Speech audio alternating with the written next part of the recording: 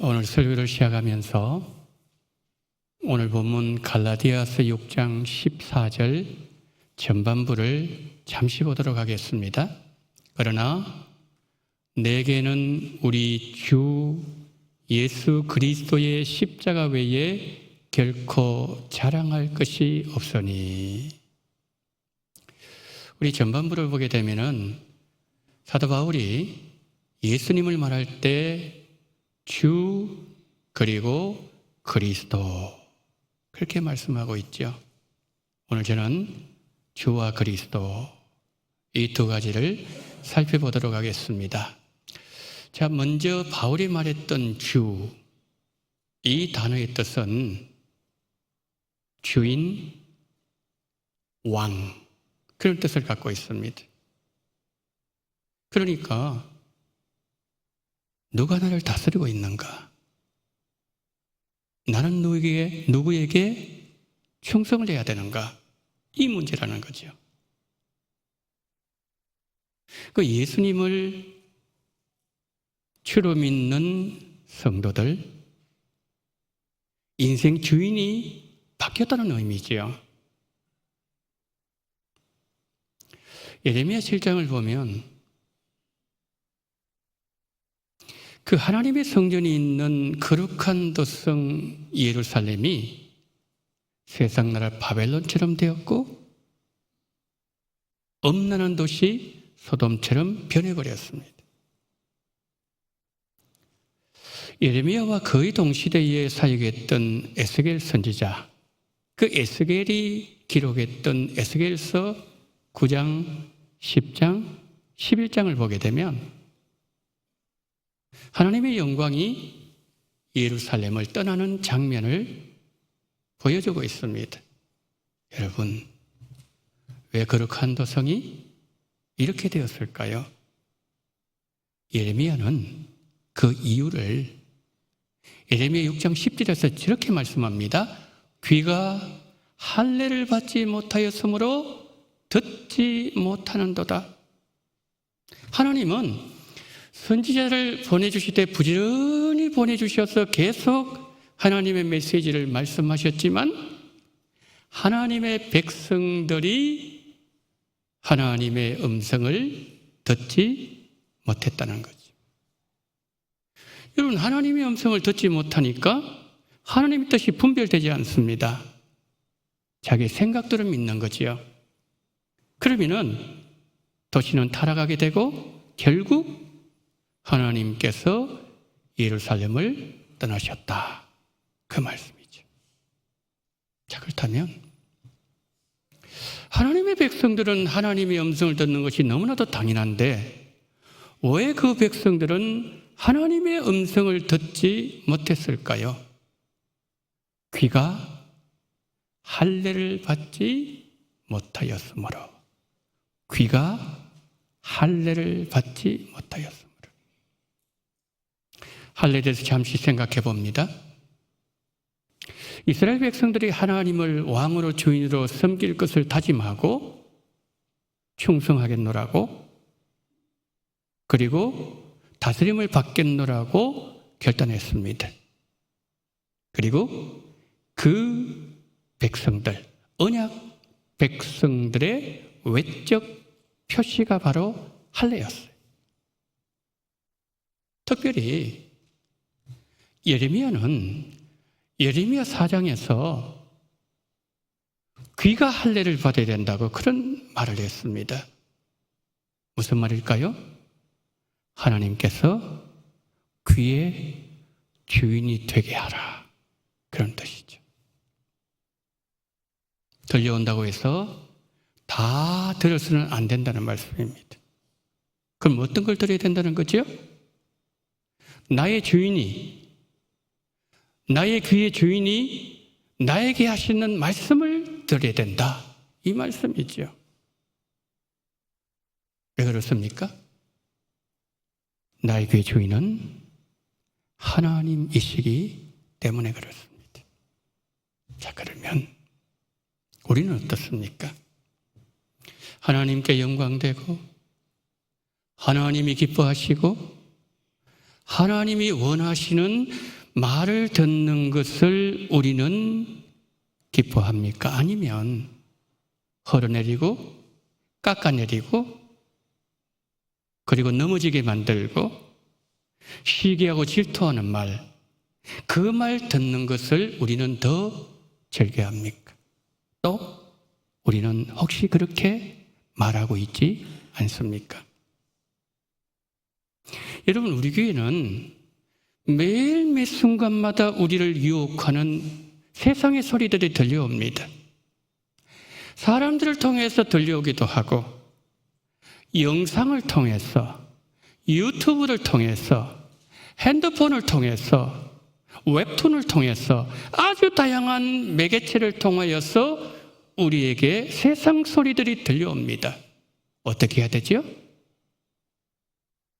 우리는 세상 소리가 들려오게 될 때에 이것이 하나님이 기뻐하시는가? 하나님이 원하시는 소리인가? 이게 하나님께 내가 들었을 때 영광이 되는가?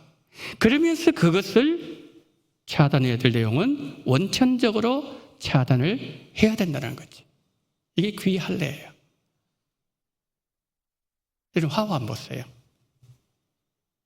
하와는 하나님의 음성을 들어야만 되었습니다. 그런데 어느 날 뱀을 통한 마귀의 소리를 듣기 시작해요. 어떻게 됐죠? 결국 남는 것은 죽음밖에 없었다는 거죠.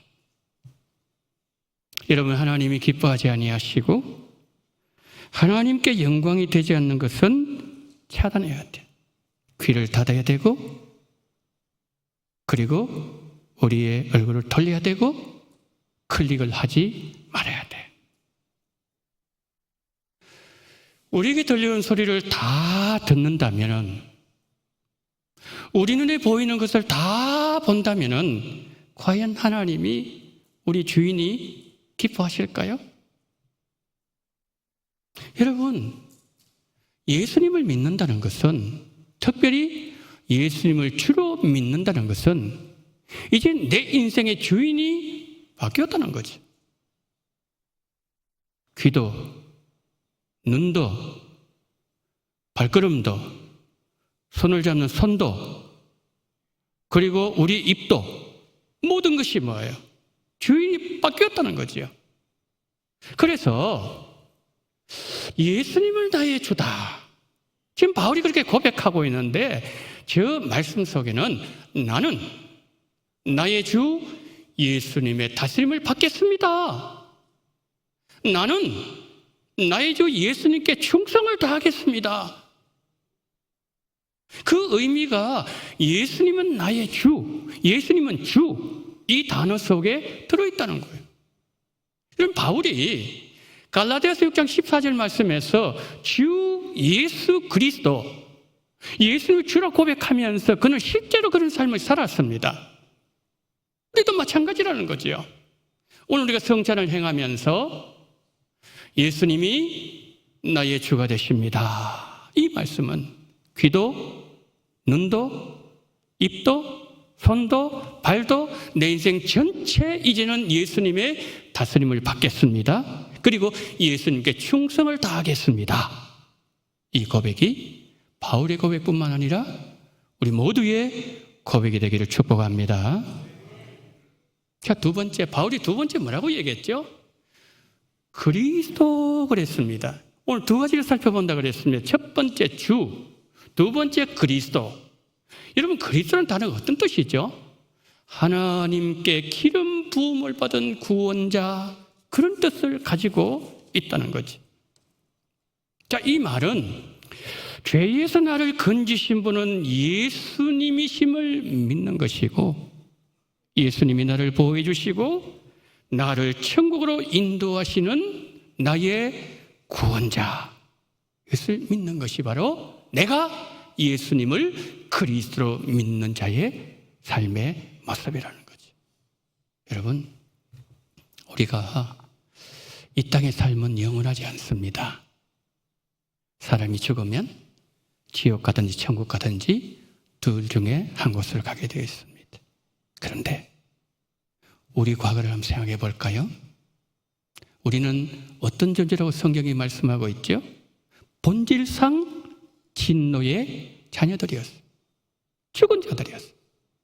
그러니까 하나님의 심판의 대상이 되어야 될 우리를 죄에서 건지시고 우리의 구원자가 예수님 되시고 이 땅을 살아가면서 오늘도 죄악에서 우리를 건지고 계시고 그리고 우리를 영원한 천국으로 인도하시는 우리의 구원자, 바로 그것이 우리가 예수를 그리스도로 고백하는 성도의 모습이라는 거죠. 여러분, 예수님을 그리스도로 믿는다는 것은 나의 구원자가 바뀌었다는 거죠. 예수님을 구원자로 믿는 성도는 기도를 사모하게 됩니다. 왜 그럴까요? 우리가 이 세상을 살아가면서 우리 힘으로 안 되는 게 더 많습니다. 우리 능력의 한계를 절감한 적이 한두 번이 아닙니다. 그런데 우리 구원자 예수님은 능력에 한이 없으신 분이십니다. 그 예수님을 우리가 믿기 때문에 나의 구원자 예수님께 도움을 요청하고 두 손을 들어 그분을 향하여서 무릎을 꿇는 것, 그것이 기도이기 때문에 그렇다는 거죠. 여러분, 예수님을 그리스도로 고백하고 믿는 성도는 이런 고백합니다. 이제는 나의 구원자가 바뀌었습니다. 그리고 바뀌어진 그 구원자가 어떤 분이신지 우리 삶 속에서 구체적으로 보여주는 삶, 이 삶이 예수님을 그리스도로 믿고 고백하는 성도의 삶의 모습이라는 거예요. 자, 우리가 조금 전에 보았던 것처럼 예수님이 주가 되신다, 이 말씀은 예수님의 다스리심 그리고 예수님 앞에 충성, 이 부분을 강조하는 단어라면 예수님이 우리 그리스도가 되신다, 이 단어는 구원과 영원한 생명을 강조하는 단어라는 거죠. 그러니까 바울이 오늘 본문에서 6장 14절 말씀에서 예수님은 나의 주가 되시고 그리스도가 되신다는 이 말은 나는 이제 예수님의 더 통치를 받을 겁니다. 나는 예수님께 더 충성을 다할 것입니다. 그런데 그 예수님은 나를 구원하신 분이시고 그리고 예수님은 나에게 영원한 생명을 주시는 분이십니다. 그러면서 바울이 고백하면서 그 삶대로 고백대로 살았다는 거예요. 사랑하는 성도 여러분, 예수님을 우리의 주와 그리스도로 평생 잘 섬기시고 잘 따라가게 되시기를 주 예수님 이름으로 축원합니다. 제제 말씀을 마무리합니다. 바울이 갈라디아 교회를 향해서 예수님은 나의 주가 되시고 나의 그리스도가 되신다, 이 메시지를 들었습니다.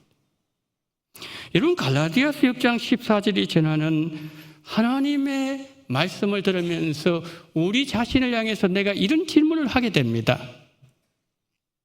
우리의 귀의 주인은 따로 있다고 성경은 가르치고 있는데 그것을 나는 마음에 새기면서 신앙생활을 했는가? 상대방을 비난하는 말, 흘러내리는 말, 시기 질투하는 말, 주저앉게 만드는 말, 그 말을 나는 쉽게 듣지 않았는가? 그리고 하지는 않았는가? 나를 죄에서 건지시고 나를 천국으로 인도하시는 나의 구원자 예수 그리스도께 나는 이번 한 주간 정말 감사하면서 신앙생활을 했는가? 이 질문을 하게 된다는 거죠.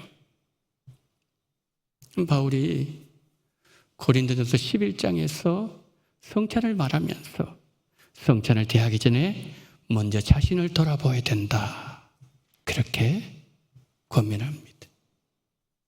우리가 이 성찬을 대하기 전에 먼저 나 자신을 돌아볼 때 우리의 성찬이 바른 성찬이 될 수 있다고 바울은 권면합니다.